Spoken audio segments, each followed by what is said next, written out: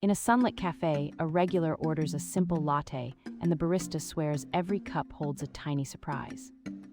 When milk froth forms a perfect dove, the regular pretends to be a magician bowing to the nearby tables. A prankish barista slides a napkin reading abracadabra and cinnamon mist sprays across the boss's shoes, sparking a chase. The chase ends with a rogue smoothie rainbow splashing the floor, staff erupting in laughter as chaos turns cute. The manager proclaims Magic Latte Day and the regular signs cups with hearts, turning a mistake into a feel-good moment.